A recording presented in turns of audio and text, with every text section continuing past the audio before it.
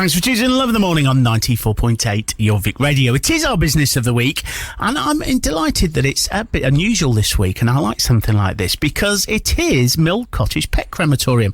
And I'm delighted that Paul and Teresa Williams from Mill Cottage Pet Crematorium have joined me in the studio. Hi there, how are you doing? Hello there, Nick. Thank you for... So, just with regards to what you do, it may seem obvious but from the title, but you offer a really bespoke service to help people through the loss of their pets, don't you? Yeah, we do. And what sort of services do you offer?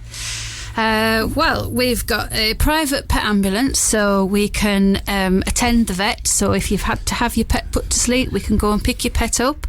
We can go and pick them up from your house if you've had the vet visit at home, and you'd be most welcome to come and visit us. Once in our care, the pets are all individually cremated, ensuring that you only receive your own pet's ashes back.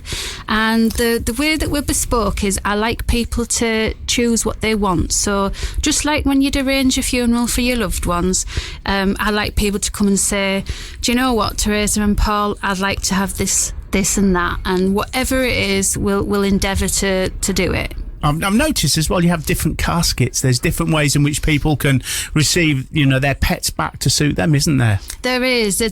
I'll be honest, there's endless possibilities for what you can do with the ashes. Lots of people like to have the little wooden caskets to match previous pets from the past. Some of them like the more traditional urns. And when we say urn, you've not got to think of the old, your granny in a pot urn. Yeah, I know what you mean, yeah.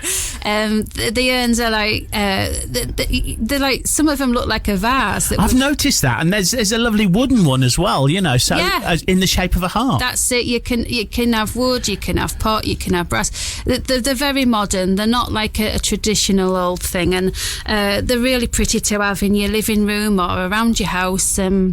And they come in various sizes, so you can split them with your family members, and you can all have something different to remember them by.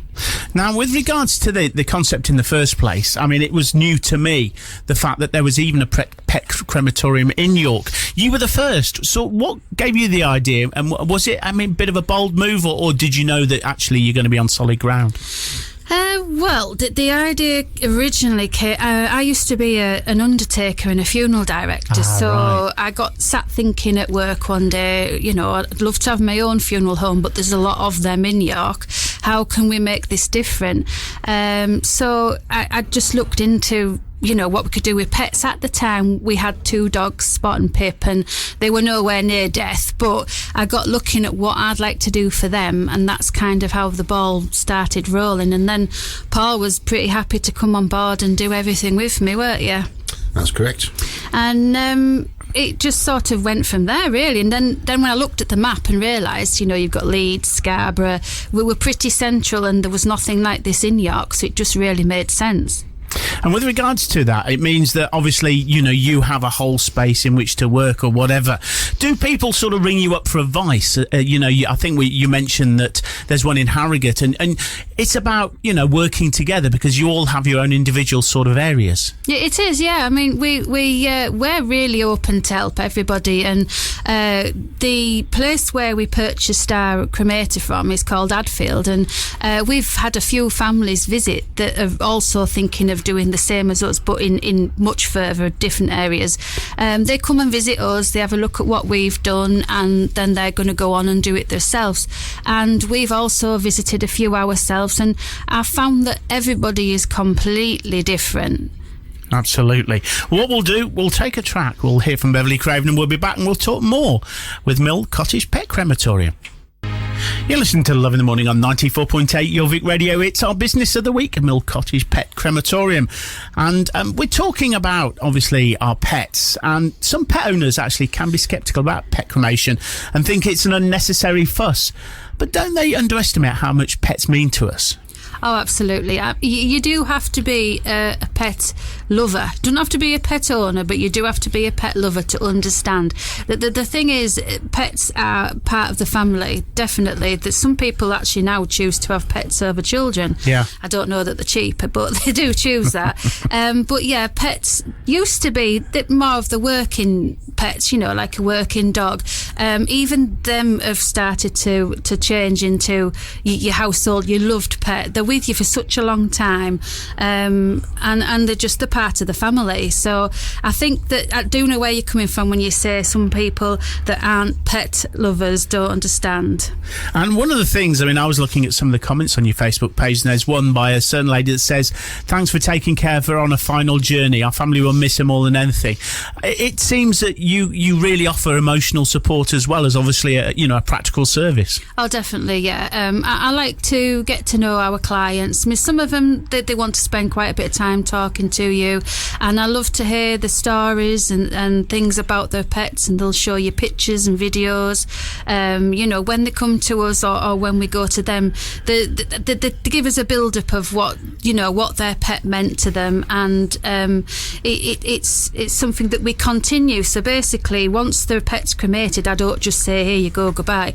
I keep in touch throughout the whole thing, whether it's text message, messenger, phone calls, and then afterwards, if they need some help with the grieving process, they know where we are. And we've still got people that, they pop in and see us, or they message us, and I like them to know that there's somebody there for them when their pet's gone. And from a practical point of view, I mean, again, I was just doing a little bit of research on this, and one of the things I didn't realise, because the usual thing is, bury them in the garden. There are environmental and health risks about that. There's something called parvovirus, isn't there, which is contagious for up to 9 years in the soil. Yeah, so there's a lot of reasons why people can't bury nowadays. Of course, anybody, what body, pet or human, takes a long time to decompose, sometimes more than others. Landlords and some often write in the tenancy they don't want you to bury in the garden. Like you say, there's a lot of environmental issues around it, especially if there's water in the area. Oh yeah, of course, the watercourse. Yeah, definitely. But you see, I do think a lot of people now choose to cremate because if they're planning on moving, they don't like the thought of leaving their dog, and I understand that, because we lost one of our dogs before we actually moved to Mill Cottage, and I couldn't bear the thought of she'd be in the garden, even though I knew where the house is. I had to have her cremated because I wanted to keep her ashes, and by keeping them close to me, that's how I dealt with it, basically. Absolutely. And people forget, that they are companions, especially for people who are on their own. Oh, absolutely, yeah. We meet some people who, it's easy to fall out with family and friends, but your pets never fall out with you. They're always there. They offer unconditional love. Some of the people we meet, they've been with their pets for a good 16, 20 years, and that's all they've had. And so for them to be lost, it's just like losing, a family member, a loved one, and it's devastating. Absolutely that. So you're based in the York area in Heslington, so obviously accessible for a lot of people around here. If people now, really intrigued and also maybe think you can offer them something, how can they get in touch? Well, we've got a number of ways. So we've got a Facebook page and a Facebook group. So if you just, go on Facebook and pop in Mill Cottage Pet Crematorium, we'll pop up there.